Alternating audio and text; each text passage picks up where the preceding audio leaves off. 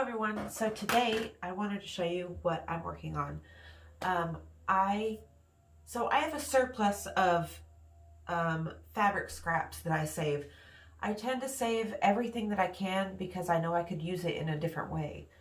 It's one of my things that I love to do. And today last night I started to think about what I could use, what I could do with my fabric scraps. Because I've been making these little bags recently, and I have like a little tub full of like long scraps or random pieces of scrap fabric. And so I came up with, I didn't come up with this idea. It just kind of dawned on me I could do this. So let me go grab something really quick.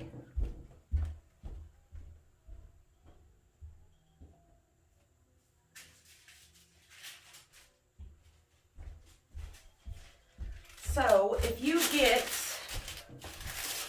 a little bit of, to the ratio of four parts to 1, 4 parts Mod Podge, I would recommend the glossy type, to 1 part water. And you mix that in a little bowl. And then you take your fabric scraps, okay? Let me get mine. So you take your fabric scraps, and you can cut these into, so if they're like this shape here, what I'll do is I will take my Fiskars and I will just cut it into a point. Cut one end into a point. That way, well actually I'm going to do this one different. So what you're going to do is, you can do it with this way, or you can also sew them together. You dip it in and you kind of wring it out of the solution, and then you get some. I've used these kebab sticks or paintbrushes or crochet hooks or pencils. Just depends on like what the hole size you want to be. So here's one that I didn't use Mod Podge on.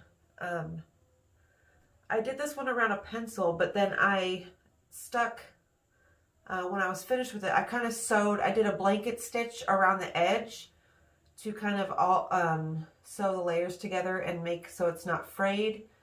I used a piece of scrap ribbon I had from Christmas actually. And then I sewed little seed beads on it, and I used some bead caps. And I just put it on a piece of wire. This one right here, I did the Mod Podge. And then I also sewed just some tulle on there with little, but I also painted it. But these ones I did completely like this. So I'm going to make another one so I can show you guys. Because there's a few different ways you can do it.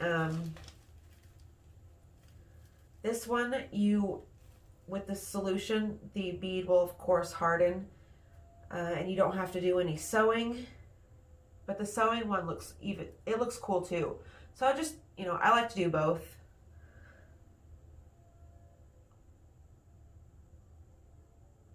So just kind of, because I don't like to waste anything. Like, if I can use anything again in a project, I will. And this is like a perfect way, because I've seen how, some people, they use, so you can get, they use their fabric scraps, like for sewing projects and things. But I think this is just a cooler way to use them, because the possibilities are endless of like the designs you can do. Because you can, after these dry, what I did here is I used this metallic paint that I have. I got this on clearance at Michael's for like $5. It's like a champagne gold color. I used that, and I painted the ends of 2 of them that I did, and they look really cute. So look here. See, this is one where I painted the ends of it with the metallic paint. I'm just letting them dry with the third hand mechanism thing.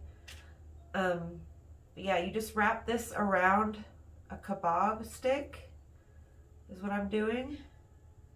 And on Pinterest, there's different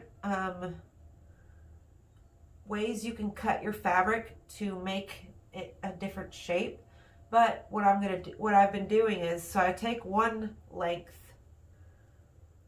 and then you just wrap it until it's like a tube or a barrel bead, like that. And then you take a skinnier piece that's just as long and you wrap it around the center, and it will create, like these beads right here, it will create a appearance of, so here you go, look, the appearance of like a different sized bead. I don't know, I think they're just really cool. Something honestly I never even thought of until just last night, you know, which obviously this is not my idea. This is just, you know, a lot of people do this. You can do it with paper. You can save your newspaper or different magazines and cut them up into strips, and you can make paper beads with old book pages. Like, the possibilities are literally endless. So take this other little piece right here.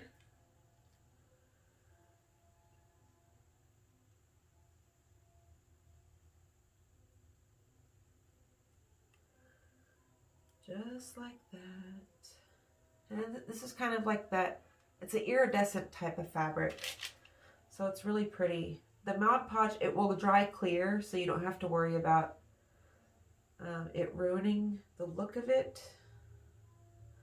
But you just take a skinnier piece and you wrap it around the center, and it creates like a little,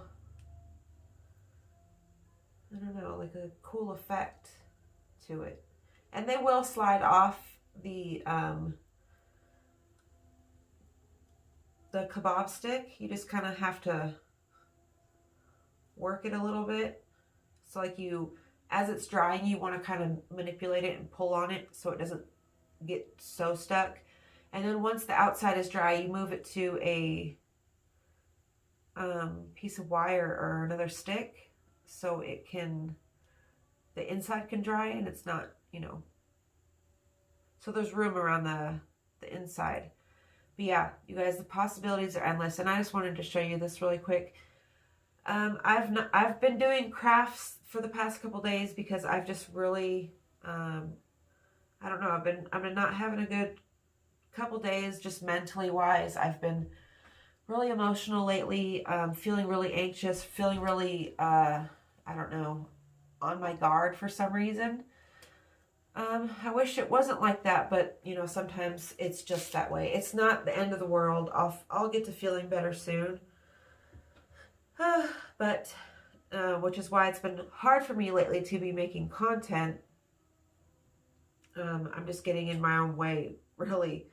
But yesterday I had a really important phone call with a publishing house. Y'all, do you want to know what they told me? How much it would cost to publish a book through them? She said, and I kid you not, she said $29,000. I almost laughed because I was like, who does this bitch, I mean, does this woman think that I'm like some egotistical maniac that I actually would pay that to just publish a book? Like, no, I'm sorry.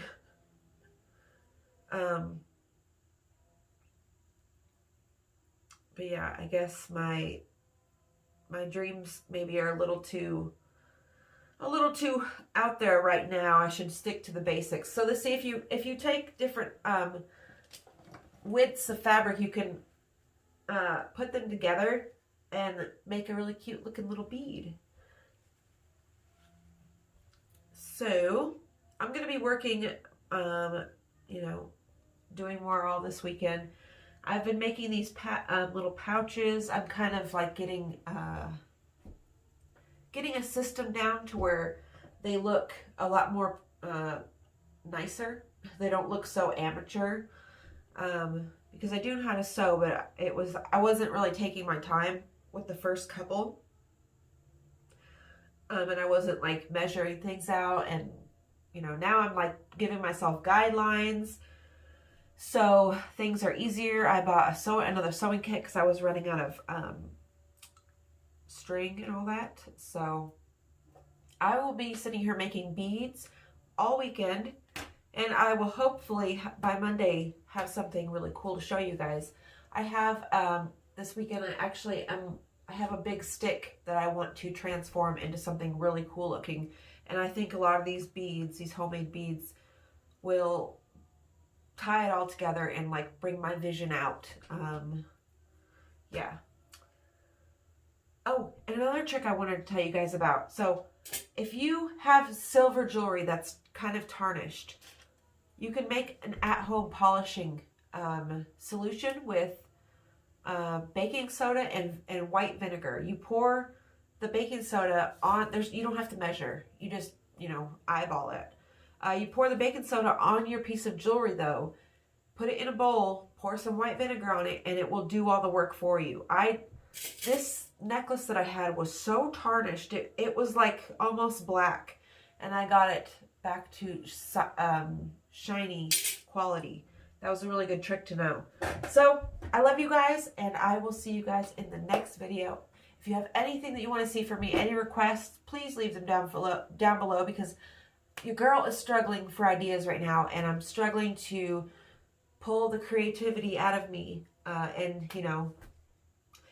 maybe we can do a question and answer video. Maybe you guys could leave some questions down below. Anything that you want to ask me, that would be cool. Literally anything, any topic, any subject, anything. I'll answer everything. So, love you guys, and I'll see you in the next one.